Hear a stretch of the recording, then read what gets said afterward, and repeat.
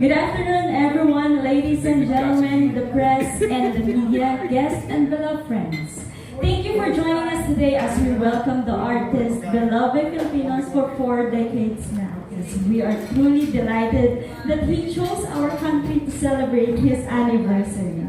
I'm sure you know him, as heard most of his songs that Filipinos loved. He is the genius behind the hit songs Got to Believe in Magic, King and Queen of Hearts, On This Day, and Born for You.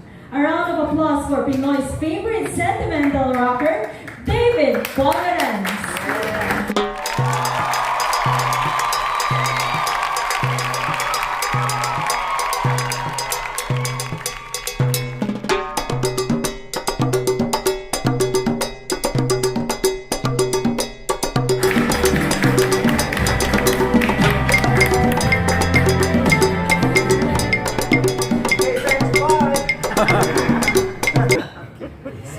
Good afternoon, Sir David. How are you doing? I'm very well. Oh, very well. Fantastic. So how does it feel being back here in the Philippines? I mean, when was the last time you were here?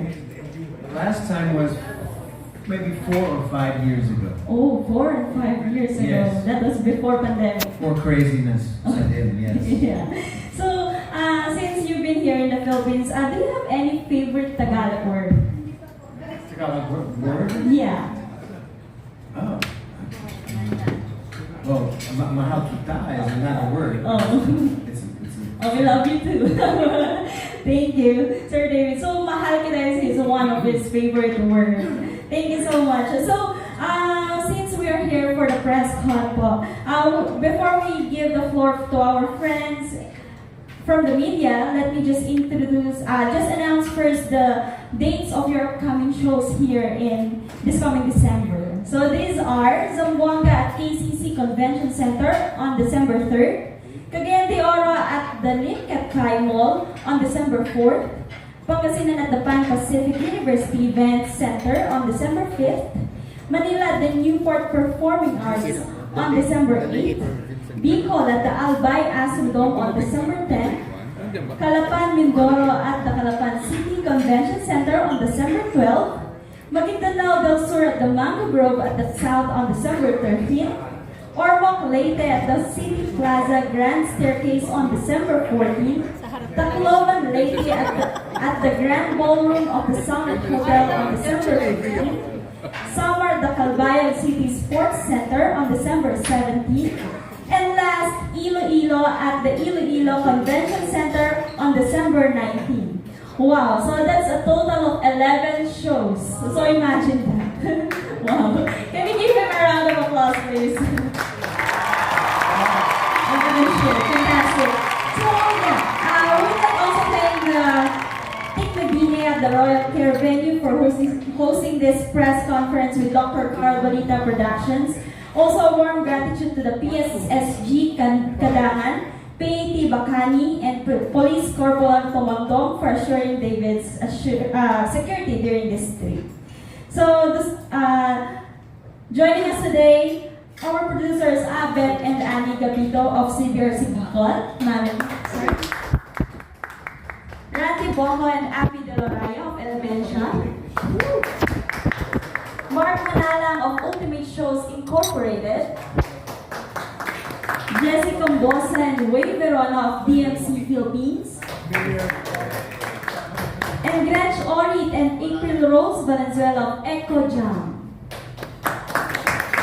So these are but a few of our producers and promoters of David Pomeranz coming home tour in the Philippines. Let us all give them a round of applause, please. So thank you so much for giving the gift of David Pomeranz to us. Okay, so to proceed with our press and media, I would like to acknowledge, of course, some of our friends from the media attending via Zoom. Can you please open your camera so we can see you? I meant to ask, what is it about the Philippines you think that makes the people love you?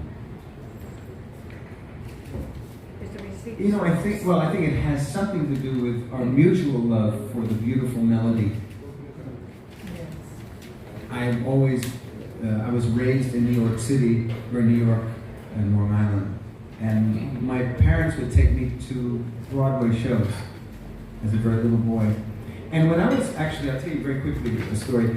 When I was 5, they played for me, my parents would play for me the West Side Story original cast album, Broadway album. And I sat there on the floor of my den as a little tiny kid, and I wept at the depth of the beauty of that work. Leonard Bernstein, Stephen Sondheim, and I just sobbed. I actually think right now, as if it was yesterday. And that reverence, it's almost religious for me, for beautiful music, emotional music. And I think that's something that we share. Yeah. There's something about the Filipino tradition, ear, I don't know what you would even call it, but you get it. Yes. So we both share it. Yeah, we share a common, perhaps, sentimentality. Perhaps it's a good word. It's certainly sentimental in a good sense. Because that word sometimes people go, oh, that's so sentimental. Oh, God. Right? They misunderstand. It's a different meaning. But yes, you're right. Last question. Sure. Do you write your own songs? I write most of them. Some of them I co-write, and some of them I don't write. I mean, do you write new songs? Oh, do you say new songs? I'm sorry. Yes, I'm working on a stage musical, and it has something to do with the Philippines. Wow. Tell us about it. I can't. I will be shocked. No, I know I only because I have to. But it's something I've been working on for some time, and I'm working on it with a Filipino book writer named Lisa Mactoto. Do you know her? Yes. She wrote. What is that? It's been playing at the Resorts World. Rock of Ages? Rock of Ages, yeah. Yeah. But also the other one at Resorts World that plays over and over, Bimbo. Bimbo. So she wrote the scripts for these shows. And she's very, very talented. And she speaks English very well, and I don't speak Tagalog very well. And so we get along very closely, and we work long distance. You know, I'm writing music and lyrics, and she's writing the script. Well, we look forward to that music. Thank you. Hopefully in 2024? Hopefully, yes. You know, theater, many of you know this because you're writers. Theater takes time, takes more time. There's lots of rewriting. You write songs, you throw them out, you see it in front of an audience or a workshop audience, go to a workshop, and you see what works. And with the idea that the show is everything. So you throw songs out that you love. You have to write another one. You know, it's like that. But so hopefully 2024, yes, if all goes smoothly, yes. Best wishes. Thank you. Thank you, sir. Thank you very much. Thank you very much, Nestor. Sorry for the non-disclosure agreement, but we will look forward to it. Anyway, I'll be here. Anyway, the next to ask question is our beloved Mr. Mario Bautista of, where's Mario? Okay, Mario Bautista of Malaya, People's Journal, and Showbiz Portal. Hello, David. Here. I know you performed with a lot of big acts before, like Billy Joel and Rod Stewart, even The Doors. These are all legends. So how was it? Well, in those days, I was the opening act. Yeah. You know, so it wasn't like I was performing with them, but I would share the tour with them. That's great. My goodness, I remember touring with Steve Martin. When Steve Martin first became a performing star, he wasn't a movie actor yet. Yeah. And so I would see every one of his shows. Bang, bang. Every one. Who else like that? I mean, do they have heirs of their own, or were they very accommodating to you, considering that you were starting? And how was it? Say again, I'm sorry, say again. I'd like to know more of them. How did they treat you since you're a newcomer? You're the front act. That's a good question. No. Very nicely. I toured with the Carpenters, and I was their opening act for a Wow. while. And they had a private plane, and so it was not a bus tour. It was a chartered plane tour. And one day, this is true, Karen Carpenter called me to the front of the plane, and she was flying it. Oh! Yeah. She said, "Sit down." She had the headphones, and she was. I went, "Oh my God!"